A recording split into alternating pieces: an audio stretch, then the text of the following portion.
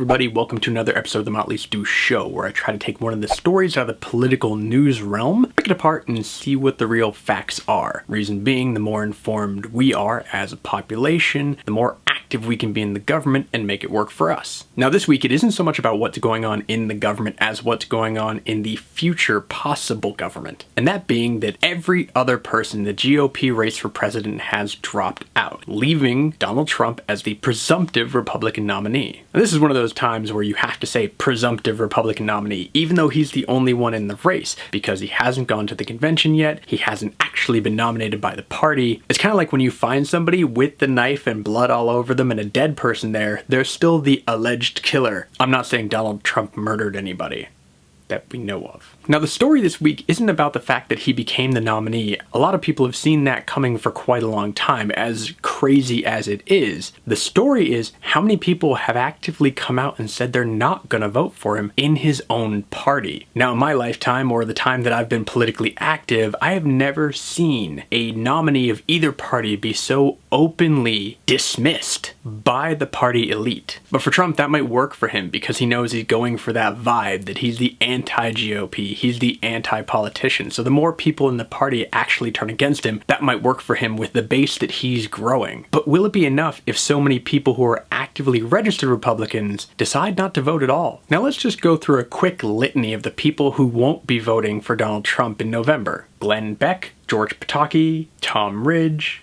Michael Medved, Bill Kristol, Tim Allen, Sylvester Stallone. Now some of those names might not seem political, but these are high-valued names in the conservative movement. But some of the biggest names that people are talking about this week are these: Jeb Bush, Paul Ryan, Senator Ben Sasse, Governor Charlie Barker, and the two former President Bushes, both Papa Bush and W, will not be voting for him. In fact, they say they're not going to vote at all. Also, Mitt Romney, former presidential candidate, and John McCain, also former presidential candidate, both of the people who lost to Obama. They say not only are they not going to be voting for him in November, but they're not even going to attend the GOP convention because they don't want to be there to see him christened king. Now, one of Trump's most vocal critics has been Senator Lindsey Graham of South Carolina. This is what he recently said about Trump. "I don't think he's a reliable Republican conservative. I don't believe that Donald Trump has the temperament and judgment to be commander-in-chief. I think Donald Trump is going to go places where very few people have gone, and I'm not going with him." Now that in itself sounds somewhat reasonable, but Graham hasn't held back in the past. One of the things he said about Trump earlier was this: he's a race-baiting, xenophobic, religious bigot. To which Trump actually responded by releasing Lindsey Graham's phone number online and getting all of his supporters to cold call him and troll him. Now, question being, is that the kind of behavior from either of those people that you want in your president? Trump so far has responded in kind or far worse to people who have been critical of him. And to many people, that's one of the reasons why they don't want to support him in November, because they're worried about him holding the nuclear codes and then feeling somehow slighted by some country and just deciding to bomb them. Now, when Jeb Bush recently said that he wasn't going to vote for Donald Trump in November, he made it a little more polite. He wrote this in a Facebook post: "I congratulate Donald Trump on securing his place as the Republican Party's presumptive nominee. There is no doubt that he successfully tapped into the deep sense of anger and frustration so many Americans around the country rightfully feel today. The American presidency is an office that goes beyond just politics. It requires of its occupant great fortitude and humility and the temperament and strong character to deal with the unexpected challenges that will inevitably impact our nation in the next 4 years. Donald Trump has not demonstrated that temperament or strength of character. He has not displayed a respect for the Constitution, and he is not a consistent conservative. These are all reasons why I cannot support his candidacy." He also went on to say he's not supporting Hillary Clinton either, and which is what most of the Republicans and conservatives are also adding on. And they're using basically the same exact talking point, that supporting Hillary Clinton is actually a third term for Obama, which they don't want, obviously. Now, but Trump isn't without supporters. I mean, obviously he has a huge piece of the voting public, but he does have some people currently sitting in the government and and in powerful places that are supporting him. You got pundit Ann Coulter, Dallas Mavericks owner Mark Cuban, NRA board member Ted Nugent. You've got other popular people like Mike Tyson, Stephen Baldwin, Charlie Sheen, Lou Ferrigno. And then more inside the political realm, you've obviously got Chris Christie, Ben Carson, Rick Perry, Scott Walker, Bobby Jindal, all people who were recently running against him. Now, Ohio Governor John Kasich, who was the last person to drop out of the race, has yet to say whether he will support Donald Trump in November. To many people, that might not matter, but we have to remember John Kasich is the governor of Ohio, which most political pundits will say, if you don't win Ohio, you don't win the presidency. It is a very, very big swing state with a lot of electoral votes at stake. It isn't just whether or not the powerful players in the GOP or in the conservative movement do or do not support Trump, it's actually the entire voting base as well. In a Politico article, it was mentioned that fewer than 4 in 10 GOP insiders said they would vote for Trump in the general election, while a quarter said they would not. The remaining 35% said they weren't sure. So you have to look at it this way. In a lot of polls, Trump, before even getting to the general election, before even getting to November, he's already lost a quarter of the registered Republican voting base. Now, he may make that up with people that he's bringing into the party. There are a lot of people voting for Trump that are voting for the very first time. They have been mesmerized by Donald Trump. They have been motivated by him to jump into the political process. And that's good for him. Bernie Sanders has done very much the same thing on the Democratic side, and Obama did the same thing when he ran back in 2008. So that can be a very powerful thing. But will it be enough for Trump to replace the people that he has so actively pushed away? Not only the voters in his own party, but then specific voting blocks. He says he loves Hispanics, as he shows in his recent tweet. But that silliness aside, he still has horrible numbers in the Latino voting bloc. In terms of his popularity with the Latino voting bloc, it's at -67. That's horrible. If that's only representative of just that one voting bloc, you can only imagine what the other minority voting blocs are like. And if those are even close to that, there is no way that he could possibly win the election. And then also recently, a little bit more unexpected, was Speaker of the House Paul Ryan, who came out and said, I don't know if I'm going to support my party's nominee. And that's huge. The actual Speaker of the House, the person who is currently leading the House of Representatives, which the Republicans control, can't get behind their presumptive nominee. This spells a lot of trouble for the Republican Party. So what do you think about Donald Trump? Now that he's the presumptive nominee, do you think he will unify the party? Do you think he will get enough people to sustain a legitimate shot at the White House? Or do you think it's pretty much over and Hillary Clinton is just going to walk over him, assuming that she's the Democratic candidate?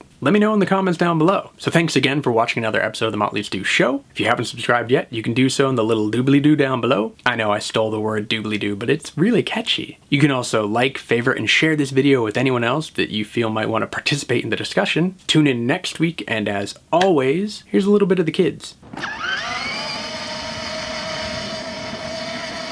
Wow, that's kind of freaking me out.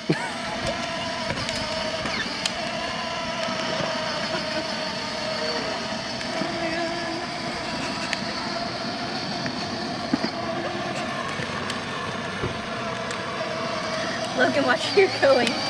Liam, it's a bit early for you to be a backseat driver.